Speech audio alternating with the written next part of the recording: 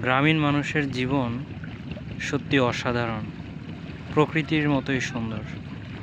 এখানের জীবনযাপন যেমন খুব সহজ সরল, ঠিক তেমনি প্রাণমুগ্ধকর।